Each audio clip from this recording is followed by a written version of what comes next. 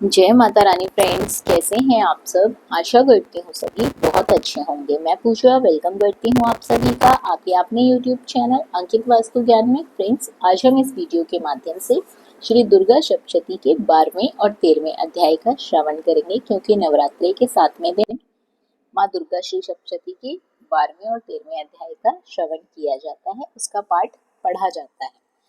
तो आगे की पाठ इस प्रकार है। देवी माँ बोली, देवताओं, जो एकाग्रचित होकर प्रतिदिन इस स्तुतियों से मेरा वंदन करेगा, उसकी सारी बाधाएं मैं निश्चय रूप से दूर कर दूंगी।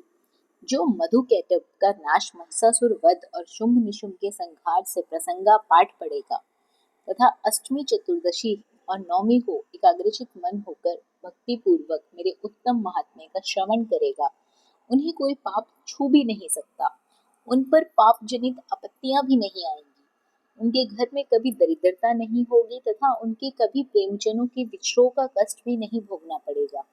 इतना ही नहीं, उन्हें शत्रु से, लुटेरों से, राजा से, शस्त्र से, अग्नि से तथा जल की रशि से भी कभी डर नहीं होगा। इसीलिए सबको एकाग्रचित होकर भक्ति पूर्वक मेरे इस महात्म्य को सदा पढ़ना और सुनना चाहिए। ये परम कल्याणकारक है। मेरा महात्म्य महामारी जनित समस्त उपद्रवों तथा आध्यात्मिक आदि तीनों प्रकार के उत्पातों को शांत करने वाला है।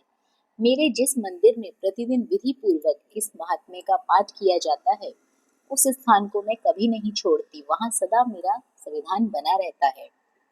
बलिदान, पूजा, होम तथा महोत्सव के अवसरों पर मेरे इस चरित्र का पूरा पूरा पाठ और श्रवण करना चाहिए।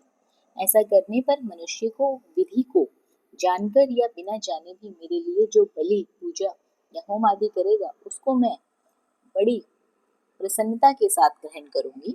शरद काल में जो वार्षिक महापूजा की जाती है, उस अवसर पर जो मेरे इस महात्म्य को भक्ति पूर्वक सुनेगा, वह मनुष्य मेरे प्रसाद से सब बाधाओं से मुक्त तथा धन धान्य एवं पुत्र से संपन्न होगा।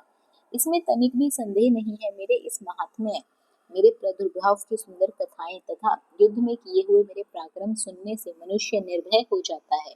मेरे महात्म्य का श्रवण करने वाले पुरुषों के शत्रु नष्ट हो जाते हैं, उन्हें कल्याण की प्राप्ति होती है तथा उनका कुल आनंदित रहता है।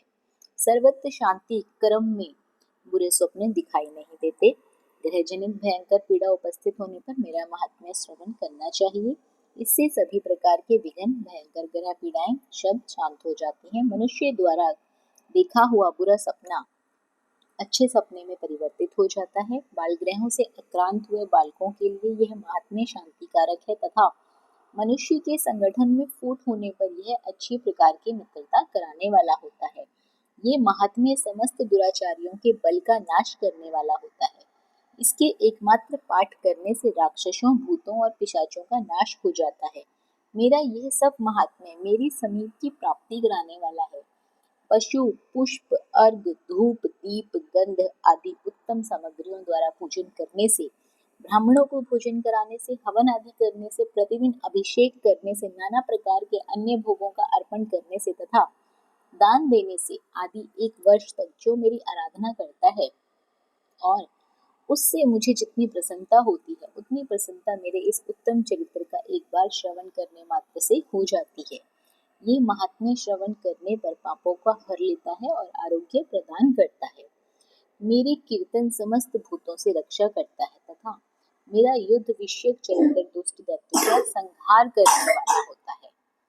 इसके श्रवण करने पर मनुष्यों को शत्रु का डर नहीं रहता है। देवताओं, तुमने और ब्रह्म ऋषियों ने जो मेरी स्तुतियां की हैं तथा ब्रह्मा जी ने जो स्तुतियां की हैं, वे सभी बहुत कल्याणमयी और बुद्धि प्रदान करती हैं। वन में, सोने मार्ग में अथवा दावानल से घिर जाने पर, निर्जन स्थान में लुटेरों के दाव में पड़ जाने पर या शत्रुओं से पकड़े जाने पर, जंगल में सिंह, व्याघ्र या जंगली हाथियों का पीछा करने पर, कुपित राजा के आदेश से वध या बंधन के स्थान में ले जाने वाले, महासागर में नाव पार बैठने के बाद भारी तूफान से नाव के डगमग होने पर और अत्यंत भयंकर युद्ध में शस्त्रों का प्रहार होने पर अथवा वेदना से पीड़ित होने की बहुना सभी भयानक बाधाओं के उपस्थित होने पर जो मेरे इस चरित्र का स्मरण करता है, वह मनुष्य संकट से मुक्त हो जाता है। मेरे प्रभाव से सिंह आदि हिंसक जंतु नष्ट हो जाते हैं तथा लुटेरे और शत्रु भी मेरे चरित्र का स्मरण करने वाले पुरुष से दूर भागते हैं।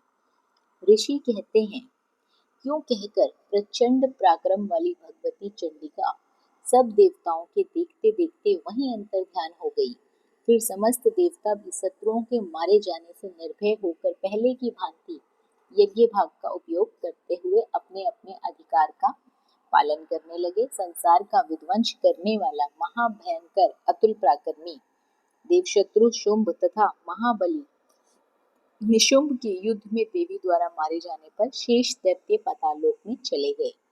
राजन, इस प्रकार भगवती अंबिका देवी नित्य होती है, पुनः पुनः प्रकट होकर जगत की रक्षा करती है। वे ही इस विश्व को मोहित करती है, वे ही जगत को जन्म देती है तथा वे ही प्रार्थना करने पर संतुष्ट हो विज्ञान एवं समृद्धि प्रदान करती हैं। वे महाकाली ही इस समस्त ब्रह्मांड में व्यापक हैं।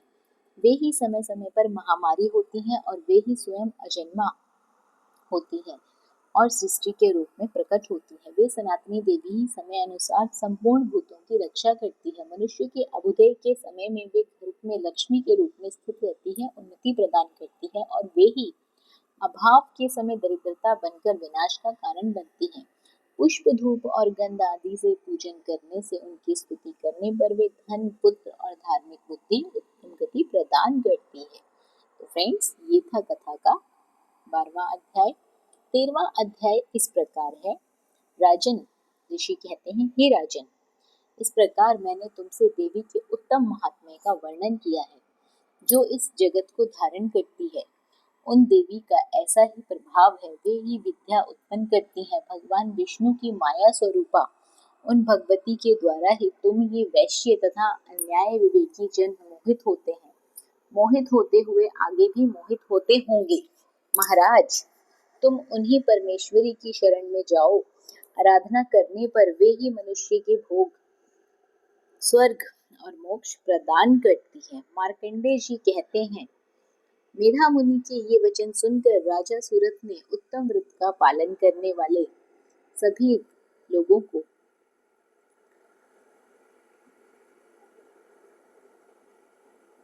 महाभाग महर्षि को प्रणाम किया। वे अत्यंत ममता और राज्य ग्रहण से बहुत खिन्न हो चुके थे। महामुनि इसलिए विरक्त होकर वे राजा तथा वैश्य तत्काल तपस्या को चले गए और वे जगदम्बा के दर्शन के लिए नदी के तट पर रहकर तपस्या करने लगे। वे वैश्य उत्तम देवी सूक्त का जप करके तपस्या में प्रवृत्त हो गए। वे दोनों नदी के तट पर बैठकर देवी की मिट्टी की मूर्ति बनाकर पुष्प, धूप, दीप से, हवन से उनकी आराधना करने लगे। उन्होंने पहले तो आहार को धीरे धीरे कम किया, फिर बिल्कुल निराहार रहकर देवी में ही मन लगाए हुए एकाग्रता पूर्वक उनका चिंतन शुरू कर दिया। वे दोनों अपने शरीर के रक्त से प्रोक्षित बलि देते हुए लगातार 3 वर्ष तक संयम पूर्वक आराधना करते रहे। इस प्रकार प्रसन्न होकर जगत को धारण करने वाली चंडिका देवी ने प्रत्यक्ष दर्शन देकर कहा। देवी बोली, हे राजन तथा अपने कुल को आनंदित करने वाले वैश्य, तुम लोग जिस वस्तु की अभिलाषा रखते हो वह मुझसे मांग लो, मैं संतुष्ट हूँ, अतः मैं तुम्हें सब कुछ दूंगी। मार्कंडेय जी कहते हैं, तब राजा ने दूसरे जन्म में नष्ट न होने वाला राज्य मांगा तथा इस जन्म में भी शत्रुओं की सेना को बलपूर्वक नष्ट करके पुनः अपना राज्य प्राप्त कर लेने का वरदान मांगा। वैश्य का चित्त शरीर संसार की ओर से खिन्न एवं विरक्त हो चुका था और वे बड़े बुद्धिमान थे।